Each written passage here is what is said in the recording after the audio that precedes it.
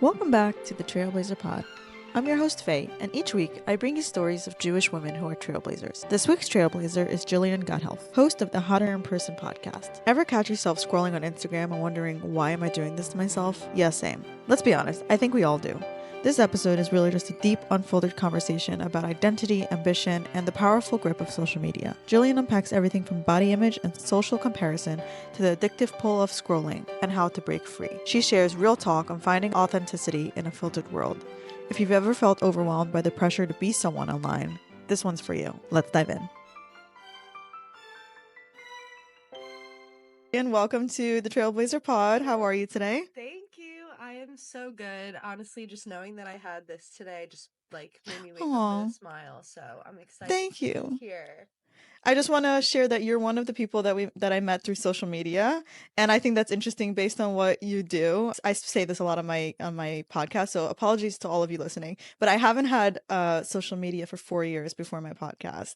So this is an interesting topic for me because I like after college, I deleted everything, and then before this podcast, I was like, I think I have to have an Instagram if I have a podcast, and I like still I'm trying to figure out how to use it in a positive way. So this is going to be a conversation that I think is going to be helpful to me personally. So I'm doing this selfishly. Yeah, no. Oh my gosh. Now I want to ask you questions too. Maybe one day. This is about you today. Right. No, but I feel like if it wasn't for my platform Hmm. and if it wasn't for my podcast and the job that I have, I would totally want to be off of social Yeah. media too. Yeah. So, But knowing that, I think helps you have a better relationship with it, right? Because you realize it's just a tool and mhm. not life, but we'll get into that. Yeah. So before I ask you about everything you do and all that stuff, I always like to start by asking my guests who they were as like a little girl. How did you grow up? Who is little Jillian? Okay, so little Jillian, my parents always say I was just the happiest kid. I always was so goofy, silly.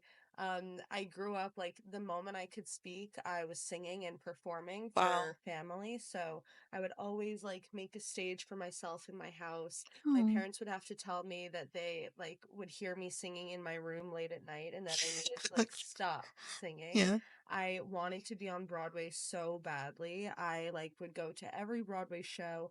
I would audition for things. I wanted Wow. to always perform for anybody that wanted to hear me. And that kind of also gave me just a huge personality where I Yeah. always wanted to just talk to anybody. I could be around anybody. Wow. If you just said sing, I'd be like, okay, I'm ready. What do you want? Wow. Cannot relate. That's amazing. Did you have like somebody, like an example that you looked up to, or this was like inherently who you were? It was literally inherently Wow. me. My mom just put me in theater classes and it just went off from there. Wow. Just you were born with it. So you were talking like you wanted to do Broadway, and I know on one of your episodes, I listened to a bunch of them by the way, and you were talking there that, you were going to pursue musical theater, but then it didn't end up happening and you had to pivot. And so I wanted to ask you, this is a thing that comes up a lot in this podcast because we talk a lot about careers and that kind of stuff. What made you realize like it wasn't the path for you at that time? And how did you navigate that shift for someone that is like, since a little girl has this dream? I feel like that's a very hard thing to navigate at such a young age.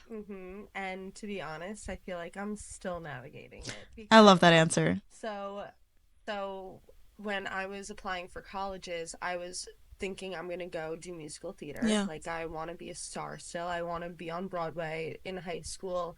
I was part of a bunch of community theaters. I was in as many Yeah. choirs as I could be in. And I was auditioning for every college that I was applying to. So my parents would just take me to auditions.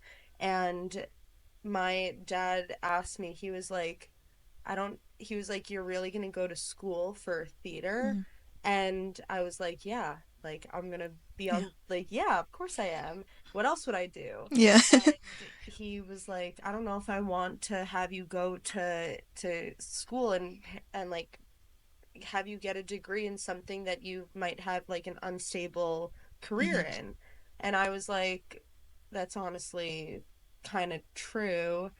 I guess like maybe I should look into other options Wow. because like if you're talented and you got it, then I thought to myself like I can still audition for things and I can Right. still do that, but just like have a degree in something that could actually be useful and make me stable income.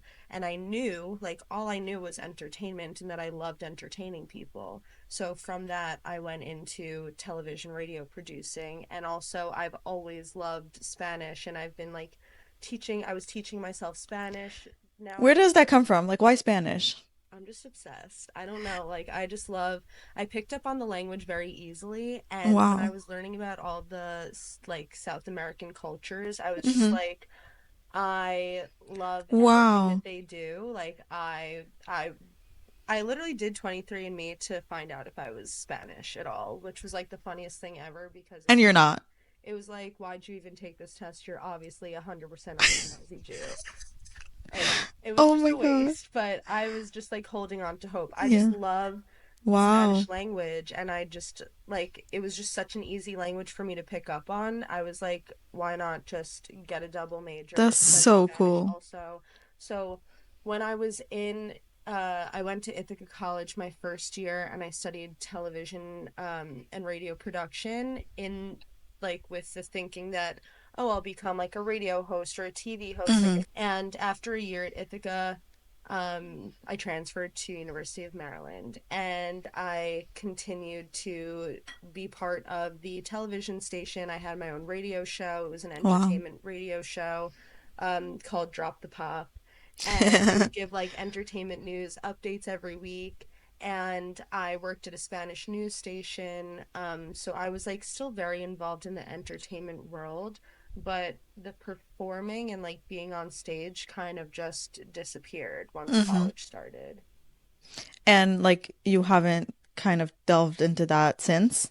Really sadly, no, I haven't. And it's like I put it on my like it's something that I want to do in New York City so badly. Like I want to perform at a jazz club so badly when they have an open Wow. mic night because I Yeah. love it. I love it. Wow.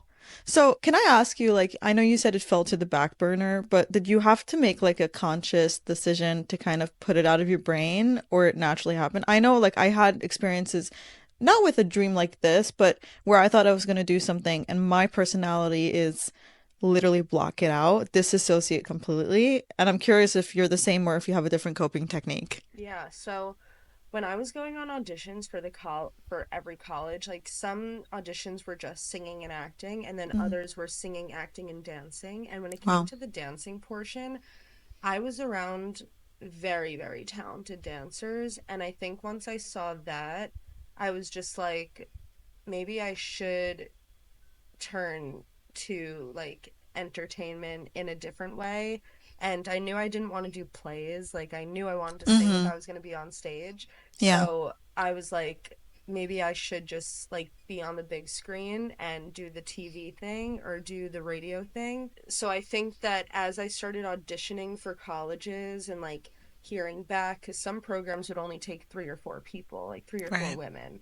So as I was hearing back and as I was like seeing the talent around me, I was like, maybe I should just study something else in college. And it was kind of like coming to a reality that Mm-hmm. like maybe I'm not meant for Broadway. I Yeah. still think that I totally could be if I like really wanted to get back into it, but at that time I was like I'll just learn how to produce. Yeah. I think that's really cool and also really helpful, I think, for young girls in college to hear. Like, just because your exact vision can't happen doesn't mean that there's not different avenues that you can use your talents and interests for. I think sometimes when we're like 18, 19, 20, a lot of us get really shattered when the thing we thought we're going to do when we were six. And when we're six, we don't know what these things entail, actually, right?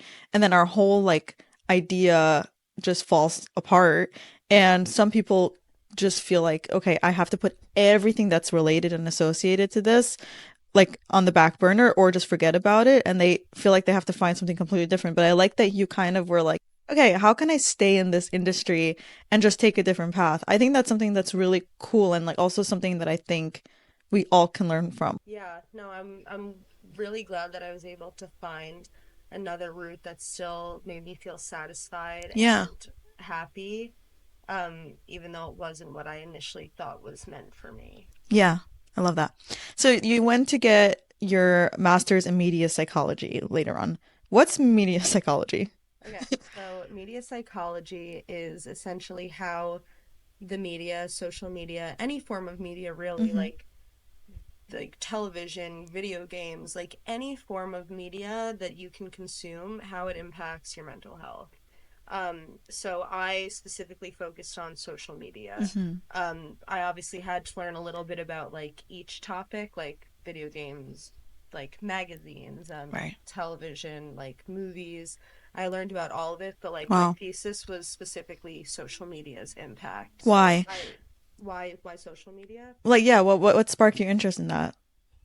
After okay, first off in college, being part of a sorority, Yeah. you're seeing a lot of people that are getting very upset over like this person didn't follow me, this person Mhm. did follow me. You see a lot of girls editing their photos and thinking that they like are not how they actually look. Right. Like you see these girls editing the smallest things about them that like me and you would have never noticed or realized that it was something that they like Yeah. felt so insecure about. And it literally just had me thinking, I just felt so bad. I was like, these people are so wound up on like their social media and how like it became their identity. Like how Yeah. many followers you had made you popular. If you got a lot of likes on a photo, that meant it like did well and you were pretty and you felt that validation. And I was just so curious to know like what's happening inside of our brains Wow. that makes us feel so attached to our profiles and like having that be who we are in the real world. Yeah. We'll call that social currency, right? On one of your episodes. Is that what that Yeah. is? Mm-hmm. Yeah, Well, interesting. social currency, I also, okay, social currency is like a little bit of that. Yeah. Hmm. Like our worth because of our social media, but social currency is also like good things too, like the network that you can create on social Oh, media. okay. So it's positives and Yeah, negatives. there's positives and Okay. negatives, but when I wanted to do the masters, I specifically wanted to look at the negatives and like how to like unwind people's thoughts on this Yeah. topic. Wow. So I'm curious. So all your friends are thinking this way. Why weren't you thinking this way? Like, what gave you, I don't even know what to call it, like the perspective to see it as like objectively and start to think about it in a deeper way rather than being the same as your friends and feeling like this is your identity. Like where did that come from? Yeah, I think that there are blimps where I'm also like that, where I'm Hmm. like, oh, this person didn't comment on my photo. Like, are we good? Like, Right. are we still best friends? Yeah. Like, little Yeah. moments like that for me too, where I'll also fall into it. But I think that I've never really cared. Like I've just always said like it's not that deep. Like it's literally an app on your phone. Yeah. And also like I remember Ask FM back in high school. Like I was just like on these things for a fun time, not like to take too seriously, unless it's like a business, like my podcast or like Yeah. posting for work. But I would just see these girls like always on their phone and they were just like always talking about like other people's posts and I just like felt this like insecure energy Yeah. and it just did not resonate with me. I Wow. was like, why are these girls so consumed in what these other girls are posting, who these other girls are following? Oh my God, this person's ex-boyfriend follows you. What's going on? Like that's so fake. Oh my God, you follow them back. Yeah. Like who cares? I was just like, why are you guys wrapping your entire life around like this social currency? Like Yeah. these people that are in your network. Like what are I just really didn't understand. And also I would see the way that these girls would look at photos of themselves and like criticize every aspect of them. And I Yeah. was like, you look amazing. Like, that's a beautiful photo of you. What are you talking about? You have no good photos for a dating app. Like, you are literally beautiful. And Yeah. these people would just not believe it because social media wasn't giving them the validation that they felt that they needed to get from it. Wow. It's wild because like we're already our worst critic, and now we also have to deal with being rejected by social media. Like you were Hmm. saying, like not getting the amount of likes that you thought you wanted means that you're not as pretty as you hope to be, which is obviously not true, but that's like how it works, right? It's also just like such temporary blips of gratification. You post on Instagram and you get 100 likes and you're happy, but then it like fades away after a week and you're like, ugh, I'm not feeling anything from Right. social media. Like I need to post again. Nothing about how you feel about yourself should come from an outside source. Yeah, oh, And I love that's what that. I was trying to like wake my friends up from, and none of them were getting it. And I was Wow. like, it's like it was like a zombie had like attacked them, and like they were brainwashed. I was like, oh my god, it's got to you. Oh my god, it's got to you too. Like Wow. you. You know what's crazy is I think it's so not crazy. It's cool that you saw like this thing happening and you decided to study it. I feel like that's not something that a lot of people do. I think a lot of us take for granted that this is just the world we live in and we don't think to dig deeper and to understand why it's happening. And I feel like once you do, I'm not sure like what you learned from your master's degree. I'm sure you learned a lot, and we'll talk about that when we talk about your podcast, but like I feel like if I had you as a friend and I was struggling with this, you'd be the perfect person to kind of pull me out of it and hold people accountable. And so I think it's so important for whoever is listening, like if you are noticing a problem or you're noticing a trend, don't just accept it for fact. Like try to understand what is happening. And like I feel like you can help so many people with that. Yeah, and now that we are friends, I can always help you with that. Thank you. I'll check in with you for sure. So I know you were talking about like you were taking social media pretty lightly. You understood that it was just an app, but you have spoken about struggling with letting other people's opinions affect you in other ways. And something I'm going to quote you because I don't like to put my own labels on people, and also I can't see you. I just see your beautiful face. But you have called yourself the bigger girl, right? Uh-huh. And you talked about how that influenced your relationship with your own body and other people. I'm curious if you can share that part Yeah, with us. totally. So growing up, I always like I've been in two different friend groups. I mean, I went to camp and I've always had the same friends from high school also. Mm-hmm. Like I've always had two very distinct friend groups, and I was always like they were always stick skinny, Well, and I was always not. I've never ever been stick skinny. I'm don't consider myself like fat or mm-hmm. overweight or anything. I've always just not been stick skinny like Mm-hmm. how they were. And I noticed how people started treating that like in middle school once our bodies are like kind of developing and like Yeah. hormones are coming into the picture, and how people would treat my friends versus treat me. Mm-hmm. And that started to get to me and how I viewed myself. I was like, wait, what's going on? Am I not pretty? There was that, but there was also like in camp, you're always like, oh, this is a cool person. Like, oh, this person is like so pretty. Oh, I want to wear what this person's wearing. Yeah. Kind of like real life social media in a way. Like you're just being Yeah. influenced by people that you think are cool around you. Yeah. And like people were never going to me. And Interesting. me being thinking that I'm like a star, like, oh my God, I'm amazing. I'm like, what's going on? And I started to have a little bit of like body image issues because I was so just like feeling my weight becoming like the look of my body and me not being how they were physically. I started thinking like, oh, am I not as pretty as I think I am? Like, why are other people treating them differently than Wow. they're treating me? Wow. That's so hard to go through at such a young age. Yeah. I think it's so interesting that you had the confidence and it was almost like the world was trying to tell you not to be confident. And that's like a really that's a whole other topic. Like Yeah. you have to be so strong in what you believe about yourself to not let those voices get to you. But I think at an age like that, you were talking middle school, that's almost impossible to do. Like your whole life is your friends at that age, and you're trying to figure out the world and the dynamics. So yeah, how did you figure out, okay, that's actually not true, what I believe is true, and go from there?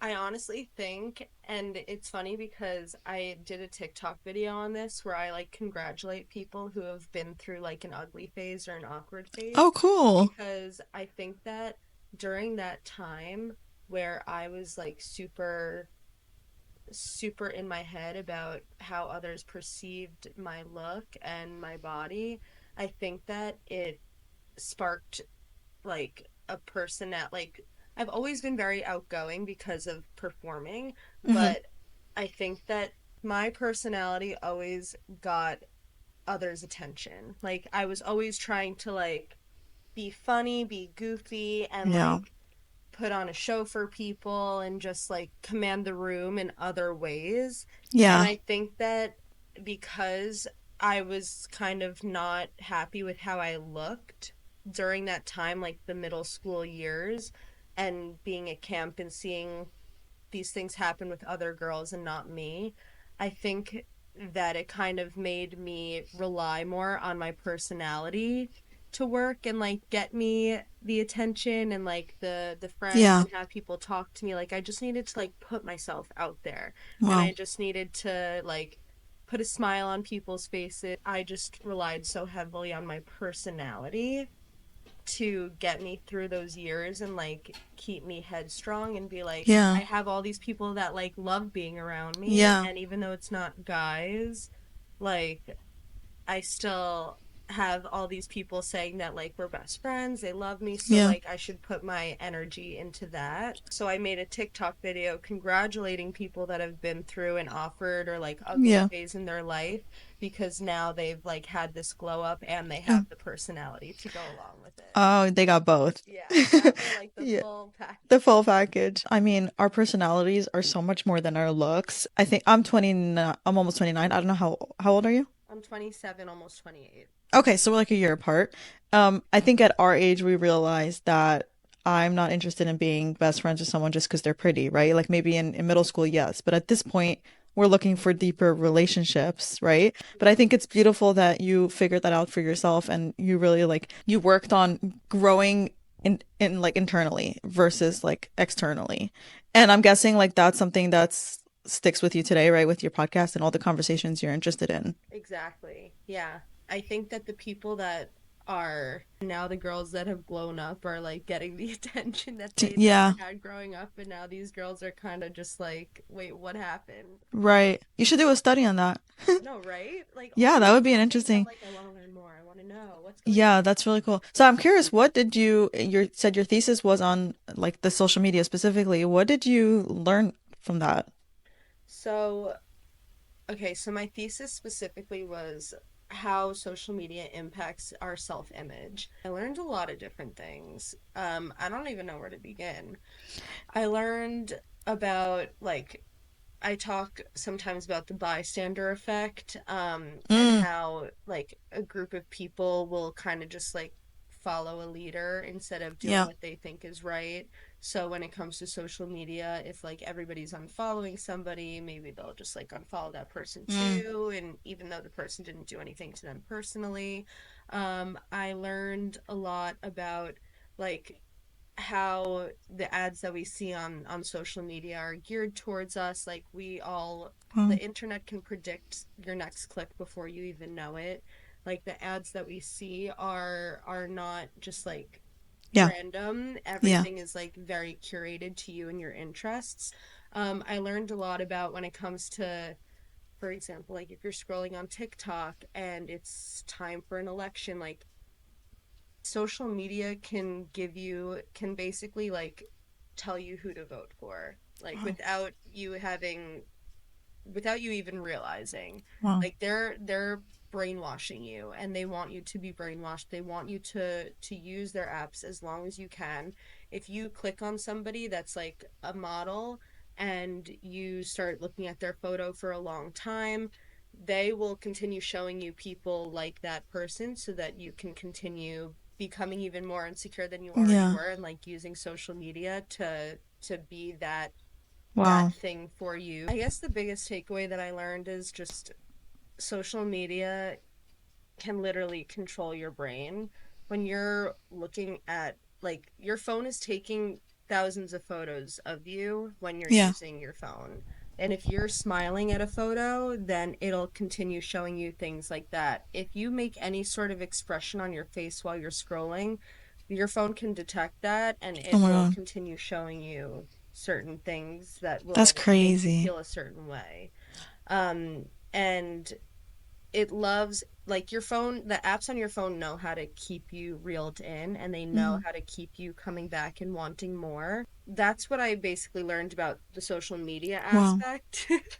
With the psychology aspect, I just learned that, like, people want to feel validated. We have like these pleasure systems in our brain, and when we get likes, we feel like a rush in our brain. Yeah.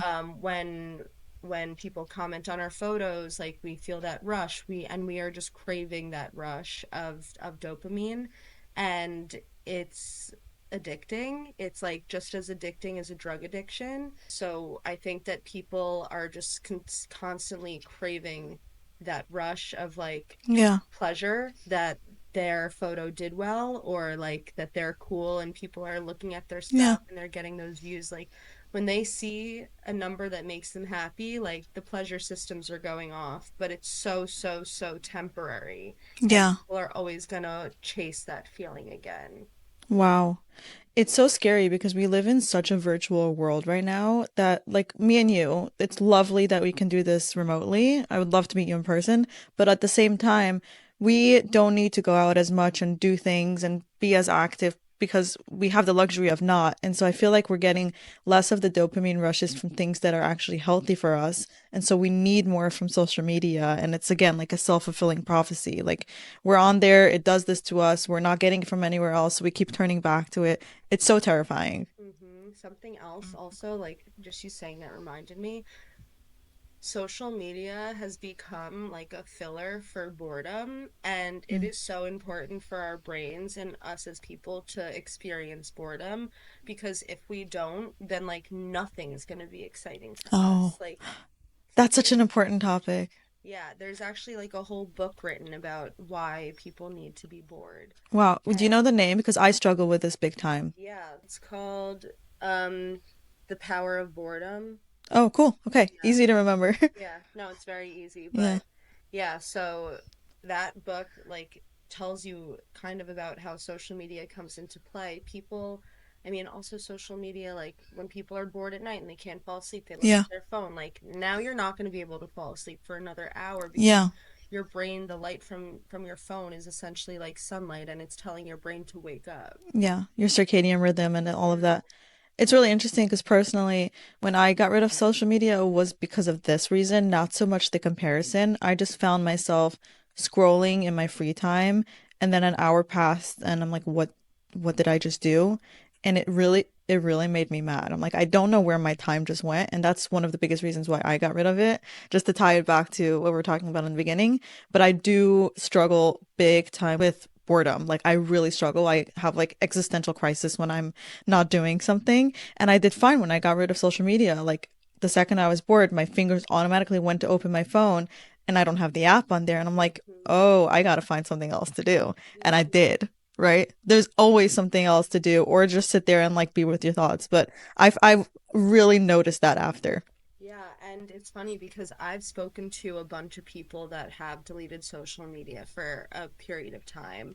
And I even had like a podcast where somebody deleted their social media for a year and talked about like their experience. And every single person that I've spoken to that's had social media deleted off their phone said that they were much happier Oh yeah, during the time that they didn't have it on their I phone. agree.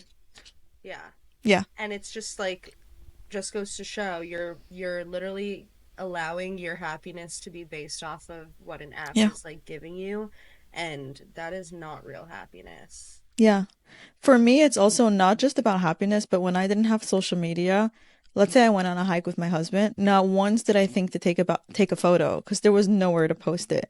Now, I have to catch myself and be like, stay in the present. Like, just because you have social media doesn't mean you need to post a photo of your hike. It's okay. Not everyone has to know what you're up to, right? And so because I had the experience of not having it, I'm easily able to like reel it back in and like come back to earth is what I like to call it. But I feel like if I didn't have that experience, it would be very hard for me. Yeah, and also like you just saying that reminded me of something in Judaism that I learned about the power of privacy and how like you Oh, don't need to share everything with everybody. Like every good thing that you encounter or experience or you oh, do I for love somebody that. else, like it's good to have these things kept within yourself Yeah. so that you can appreciate it and like not everything's meant to be shared with everyone. Yeah. Oh, I love that. It goes back to like when we give charity or we do a good deed, like the biggest one is when you don't tell people about it. It's the same, I guess it's the same topic. I have to ask my dad, but I guess it's coming from the same place. Yeah, That's awesome. it I love is. that. Yeah. So, okay, how did this all lead you to starting a podcast? Yeah, so it was COVID times, and I had just been laid off. I was working for a true crime show, and Oh, they cool. decided that since we were all going to be remote and Yeah. at home, they said that we won't be filming in the studio anymore. We're going to try to do this virtual. So they laid me off, Yeah. and I no longer had a job in television. And while I was applying and looking for stuff, like there was nothing out there because the world was like just starting to, I mean, it was kind of already shut down. It was May and like Yeah. COVID started in March-ish March, yeah. time was when the shutdown started. So it was May and I just was like, if I'm not gonna also like to preface, I was so obsessed with like learning and like going to school. Like I loved getting educated. Like Yeah. I never missed a day of school since second grade. Yeah. That was my fun fact in Oh, I high love that. school. Like I would get certificates like another Yeah. year where you did not miss a day of Yeah. school. So COVID started and I didn't have a job and I was just like what am I going to do with my time? I saw that there were free classes being taught at Yale, and one of them was called The Psychology of Happiness, taught Mm. by Dr. Laurie Santos. I believe that you can still take it. It's a free Wow. course. Like anybody listening, if you're interested, it's an amazing class, Wow. and it teaches you so much, like so many little things that you don't even Mm-hmm. realize you can implement into your life that can just make you overall happier. So I highly recommend. But Awesome. I was taking that class, and during the time that I was taking that class, I was like, wait, the class is about to be over. What am I going to do now? Like, what's next? Like, I'm Yeah. done with this class, but I love what I'm learning. And then I was like, maybe I should just take this time that I don't have a job to like go back to school and take classes and learn something. And I was so into like the psychology of being happy and what happiness is all about. Mm-hmm. And I discovered media psychology along the way, kind of just like I knew that I wanted to look into social media because of what I was telling you from college. Like Yeah. the gears were turning. I was asking myself questions like, why are people like putting so much emphasis on like how their social media is doing to Yeah. how their own reality is? And when I took that class, Psychology of Happiness, I was just like, why don't I continue doing this in a way that's also going to answer some of my questions about social Oh, media? So that's kind of what led me into getting the master's in media psychology. I was wow. just like looking for programs I wanted to keep learning. And eventually, in the middle of my master's, I did get another job, and it was actually insane. Like, I would be working on set for 10 to 12 hours a day and then have to like go home and like Oh my write God. write a paper. It was Wow. just like nuts. Good for But you. I'm so glad that I did it and like now I still have this like yearning Mm-hmm. for continuing to learn about it and doing research in the field and like wanting to hold studies and do more to learn about like what's going on in people's minds and like still asking these questions like why are we basing so much Yeah. of our happiness and how we see ourselves from social media? Yeah. And you're asking it along with your audience. Like, again, like your solo episodes are the ones I listen to, and it's very clearly that you're asking these questions and answering them along with us, right?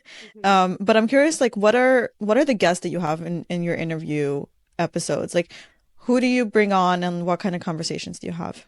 Yeah, so it's funny because like my friends will say, "Oh, can I come on your podcast?" And I'm actually even though I don't have the most amount of episodes that a podcast can have, because I've been doing this for a long time, I'm very selective with who I have on because Mm-hmm. I want somebody that has had some sort of crazy experience because of social media. So I want an influencer that's been part of a media scandal and how that impacted their mental health and how Mm. that impacted their day to day lives.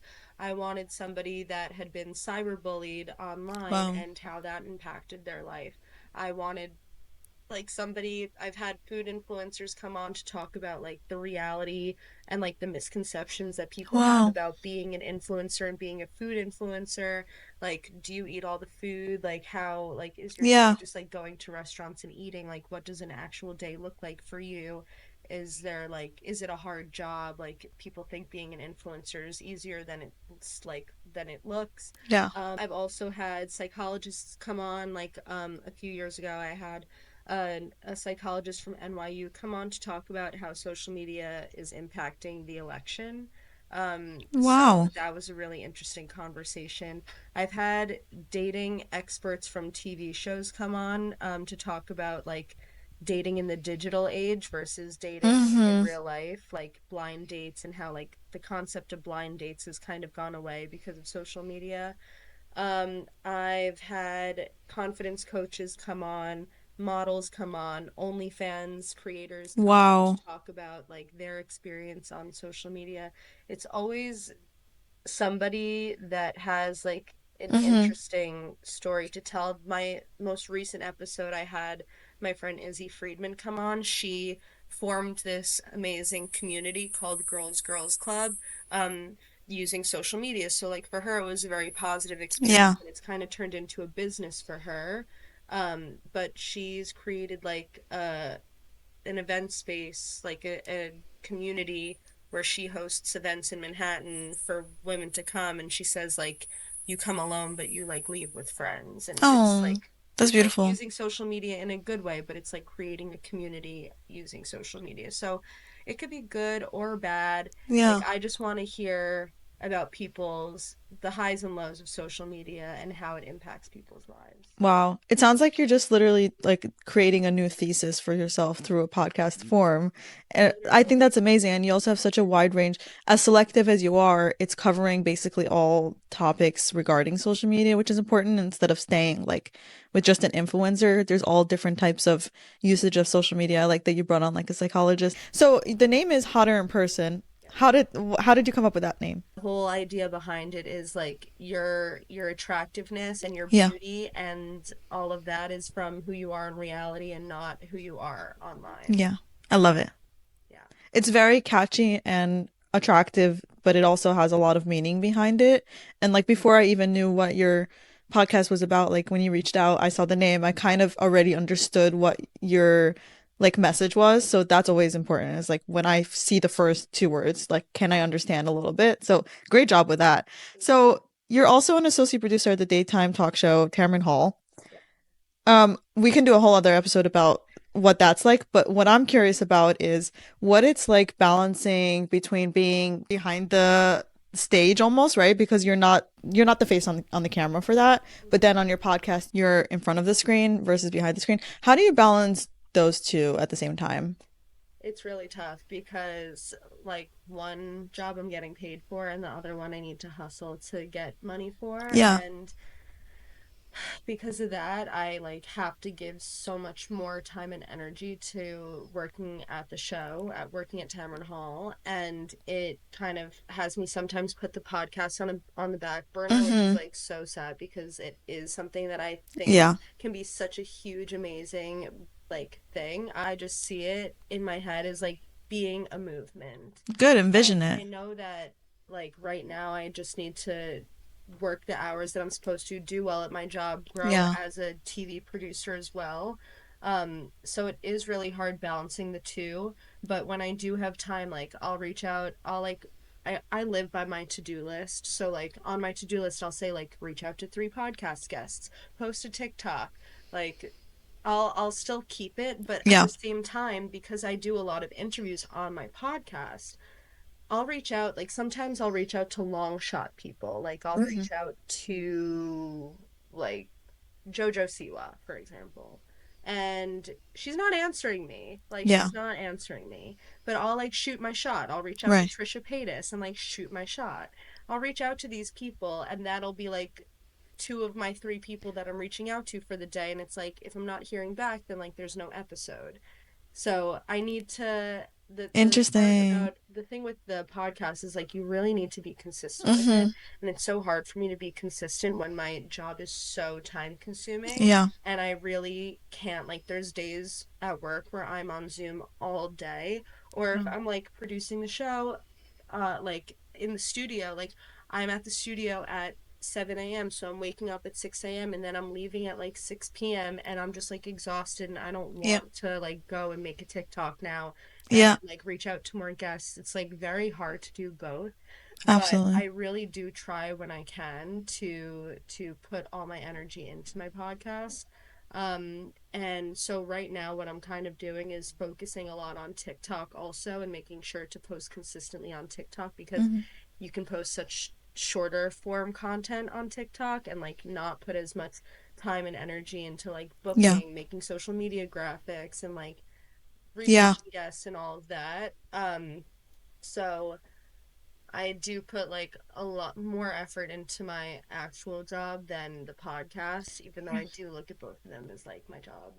Yeah, I think this can be a whole different episode where we talk about trying to pursue your dream while also having to make a living and be a person that is responsible, right? Because I think our age specifically, I think we people that are 26, 27, 28 often find themselves in this place where they now know what they like and they now know what they want. And by the way, that's also another topic we can talk about. People think they know what they want at 20. No, it takes time.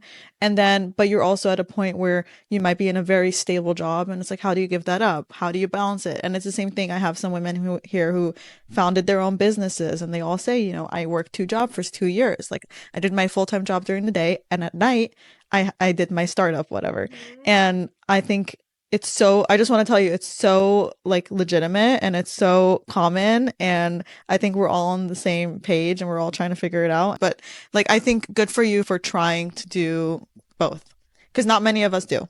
Yeah. And like I will not I'm not gonna ever give up on it. Like it Yeah, is I love my that. baby in a way. Like I love it and I just see it being something so big and I Yeah, don't wanna regret not pursuing it as much yeah, as I can. But at the same time, like my job is so demanding and yeah, like it's live television half the time. yeah. So like you can't Right. just like It's just the reality of your life right now. right Yeah. exactly. So, talked a lot about the problem. I want to ask you for the solution. What advice would you give to somebody who is struggling with all the stuff we're talking about? Comparison, social media is affecting their mental health. What steps can they take to start to begin building their confidence and be like the hotter in person part, being comfortable with the person you are in real life versus social media? Yeah. Okay. So step one, if you do not want to take a digital detox, I suggest going through your following and I mean your following and looking at the people that make you not feel good about yourself when you see their photos and then keeping around the people that do make you feel Yeah. good. I know that everyone wants to know what Kylie Jenner's doing, what she's actually doing for her next launches. If you're looking at her and you're wishing that you had any part of Yeah. her body on you or any part of her face on you, unfollow her. Block her. Get her off your feed. Yeah. Like, do not follow anybody that makes you feel a certain type of way. Yeah. Another thing that I do is I always hide my like counts because I'm just like, it doesn't matter if I get one like or no likes. Like, one like or a million likes. It doesn't matter. Your like Interesting. count has nothing to do with if you like a photo of yourself. Hmm. And then when it comes to like, if you feel like you need to edit photos of yourself, if you feel like you like don't look good in any photos, let me tell you first off, like your beauty has nothing to do with these photos. It's all a mindset. I always say, like, be delusional. If you are not feeling beautiful, go into your bathroom, look in the mirror, and just tell yourself how beautiful you are. You are so capable. You are so amazing. Like, give yourself the affirmations that you feel you need, and treat yourself like you would a best friend. Like, if your best friend isn't feeling good about themselves, like, what are you going to tell them? You're going to want them to see the beauty that you Yeah. see in them. Like, Yeah. treat yourself like that. Life is too short to not feel your best all the time.